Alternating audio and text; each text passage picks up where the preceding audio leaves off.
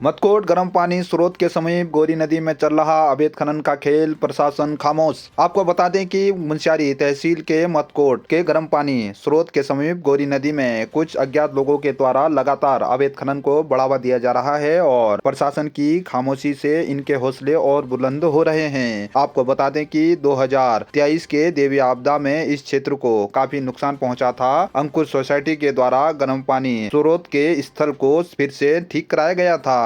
आपको बता दें कि कुछ अज्ञात लोगों के द्वारा इस क्षेत्र में खनन को बढ़ावा देने से इस क्षेत्र में फिर से खतरे की घंटी बजने लगी है और प्रशासन की खामोशी भी लोगों के बीच में चर्चा का विषय बना हुआ है। आपको बता दें कि इस आध्यात्मिक क्षेत्र की सुरक्षा को ध्यान में रखते हुए इस क्षेत्र में शीघ्र अवैध खनन बंद होना चाहिए। स्थानीय लोगों ने इस तीर्थ क्षेत्र के समीप हो रहे अवैध खनन को शीघ्र रोकने की मांग करते हुए नाराजगी जताई है। साथ ही प्रशासन के द्वारा कोई कार्रवाई नहीं होने पर भी सवाल उठाए हैं।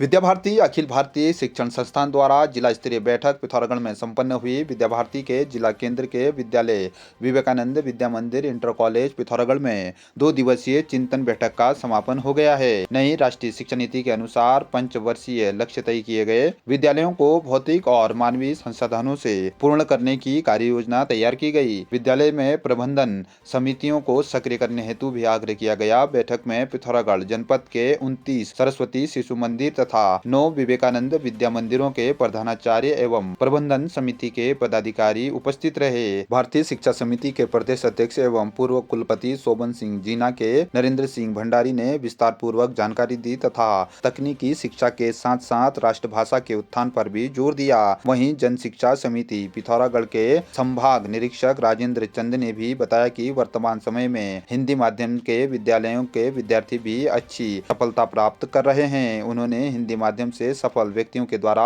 समाज का प्रबोधन करने पर जोर दिया ताकि मातृभाषा का संरक्षण हो सके। उन्होंने विद्या भारती शिक्षा योजना को राष्ट्र की मजबूती का आधार बताया। बालिका शिक्षा के क्षेत्र में संयोजिका रेखा जोशी ने भी अपने विचार रखे। जिला संयोजक नवीन चंद्र शर्मा ने आयोजक विद्यालय की प्रशंसा की तथा आए हुए अतिथियों का आभार व्यक्त किया। उन्होंने चिंतन बिंदु क्रियान्वयन बैठक को विद्या भारती शिक्षा योजना का एक महत्वपूर्ण कदम बताया। एसपी रेखा यादव के निर्देशन सीओ गोविंद बल्लभ जोशी संजय पांडे के पर्यवेक्षण में कोतवाली पिथौरागढ़ पुलिस एसओजी व औषधि निरीक्षक की संयुक्त टीम द्वारा शहर के मेडिकल स्टोरों में छापेमारी की गई। इस दौरान औषधि निरीक्षक द्वारा मेडिकल संचालकों को लाइसेंस की शर्तों के अनुरूप मेडिकल संचालित करने की हिदायत दी गई। साथ ही मेडिकल में अनियमितता पाए जाने पर आवश्यक वैधानिक कार्रवाई की जाएगी।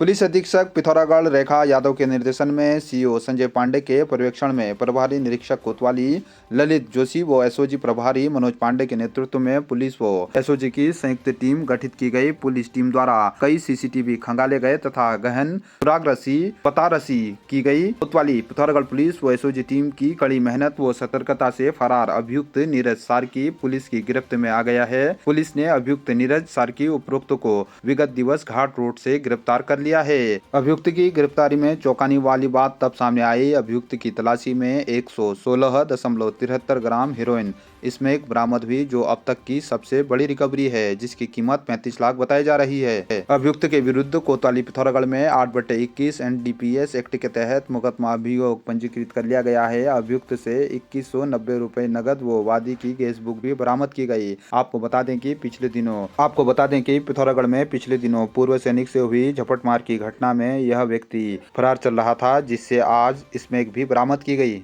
विगत कुछ दिनों पूर्व शहर क्षेत्र में एक स्नैचिंग की घटना हुई थी, जिसमें कुछ दिन पूर्व एक अभियुक्त को सीसीटीवी फुटेज में मैनुअल टेक्निकल सर्विलांस के माध्यम से गिरफ्तार किया गया था। उसी क्रम में एक अन्य व्यक्ति का नाम प्रकाश में आया था, जिसका नाम नीरज सार्की बताया गया था। उक्त व्यक्ति के गिरफ्तारी हेतु टीमों को निर्देशित किया गया था। उक्त क्रम में कल एक हमें बड़ी सफलता हासिल हुई है।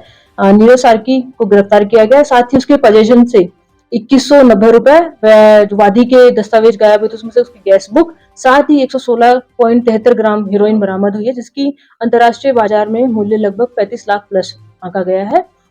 व्यक्ति को गिरफ्तार कर लिया गया है, उसको न्यायालय के समक्ष पेश किया जा रहा है। साथ ही उसके आपराधिक इतिहास की जानकारी दी जा रही है।